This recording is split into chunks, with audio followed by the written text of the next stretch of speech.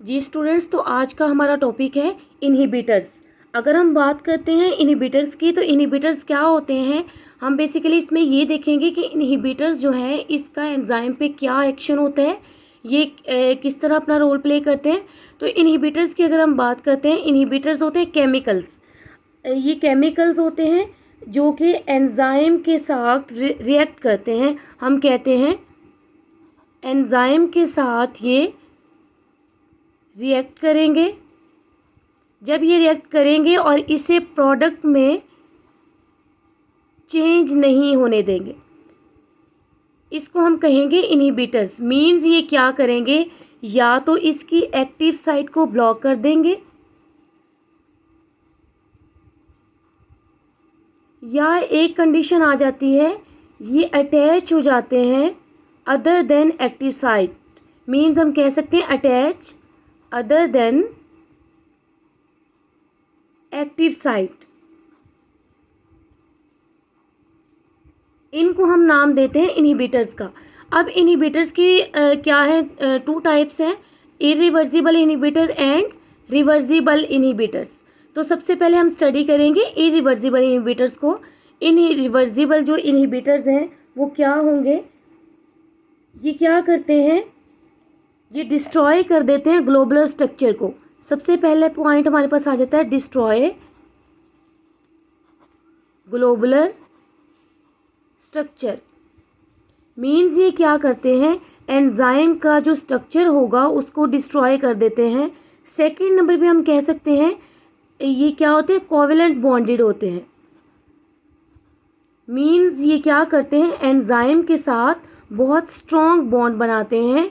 अगर ये हम कह सकते हैं ये स्ट्रॉन्ग बॉन्ड बनाते हैं, अगर एक दफ़ा ये अटैच हो जाएंगे किसी एंजाइम के साथ, तो हम कहते हैं ये दोबारा उससे डी अटैच नहीं होंगे। मीन्स उसके साथ कंटिन्यूसली ये अटैच रहेंगे। तो इसकी हमारे पास एग्जांपल्स आ जाती है। सबसे जो इम्पोर्टेंट इसकी एग्जांपल है वो है पॉइजन। अगर हम पॉइजन की बात करें तो पॉइजन क्या करती है, जब कोई इंसान पॉइजन लेता है तो फौरी वो हमारी बॉडी में जाके हमारे एंजाइम्स की एक्टिविटी को ब्लॉक कर देता है। उसके बाद हमारे पास आ जाता है रिवर्सिबल। तो अगर हम बात करते हैं रिवर्सिबल की, तो रिवर्सिबल हम कहते हैं इसके उल्ट है। यहाँ पे हम देखें कोवेलेंट बॉन्डेड था ये, तो हम कहते हैं ये क्या होता है, लूजली बॉन्डेड होता है। मीन्स हम कहते हैं ये लूज बॉन्ड बनाता है किसके साथ, एंजाइम के साथ। और अगर ये एक दफ़ा अटैच हो जाता है तो इसको हम दोबारा फ्री कर सकते हैं। मीन्स क्या है, हम इसको दोबारा सेपरेट कर सकते हैं। तो ये हमारे पास आ जाता है रिवर्सिबल। अब हम कहते हैं रिवर्सिबल की आगे बेटा टू टाइप्स हैं, या स्टूडेंट्स हम कहते हैं रिवर्सिबल की टू टाइप्स हैं। एक हमारे पास है कम्पिटिटिव एंड नॉन कम्पिटिटिव। सबसे पहले हम स्टडी करेंगे कम्पिटिटिव को। कम्पिटिटिव इनहिबिटर क्या होता है, अब मैं आप लोगों को एग्जांपल के जरिए समझाती हूँ। जो कम्पिटिटिव इनहिबिटर होता है इसमें क्या होता है, स्ट्रक्चरल सिमिलैरिटी होती है। सिमिलैरिटी किसके साथ इसकी स्ट्रक्चरल सिमिलैरिटी होगी, हम कहते हैं सबस्ट्रेट के साथ। अब हम इसमें देखेंगे कम्पिटिटिव इनहिबिटर में जो हमारे पास सबस्ट्रेट होगा उसकी शेप और जो हमारे पास कम्पिटिटिव इनहिबिटर होगा इन दोनों की शेप सेम होगी। तो हम कहते हैं ये दोनों आपस में रिजेंबल करते होंगे।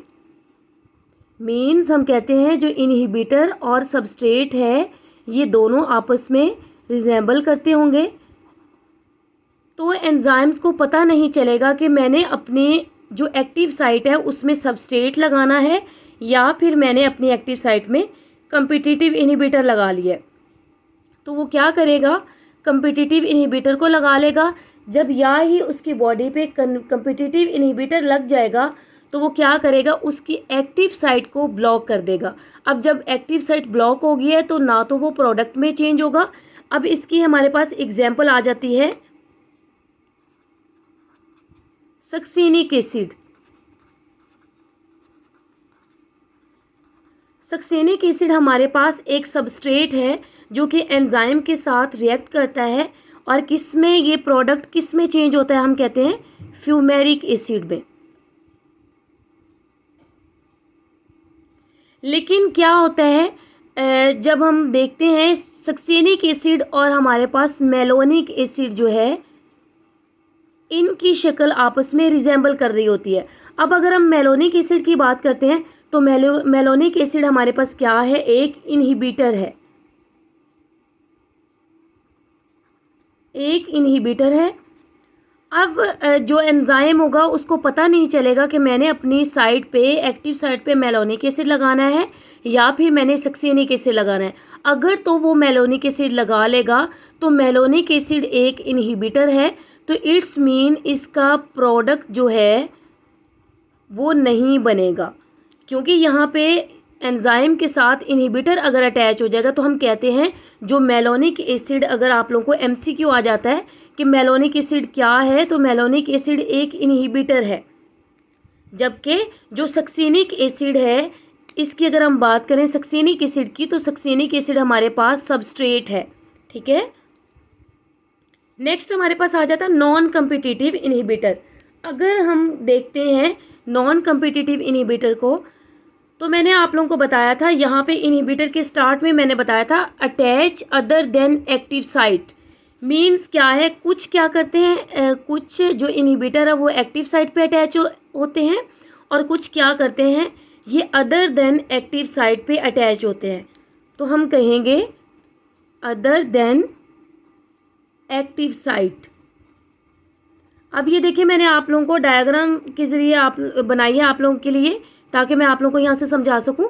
ये देखें, ये हमारे पास थी एक्टिव साइट, तो क्या करेगा, जो सबस्ट्रेट होगा वो एक्टिव साइट पे तो आके अटैच होगा, लेकिन जो हमारे पास नॉन कम्पिटिटिव इनहिबिटर है ये क्या करेगा, अदर देन एक्टिव साइट पे आके अटैच होगा। जैसे मैं आप लोगों को यहाँ पे बताती हूँ, ये यहाँ पे आके अटैच हो जाएगा, इस जगह पे, इस जगह पे।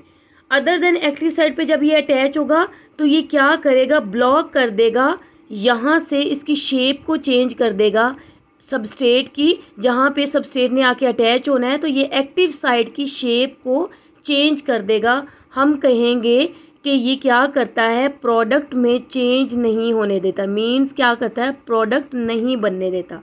तो ये हमारे पास है बेसिकली इनहिबिटर्स।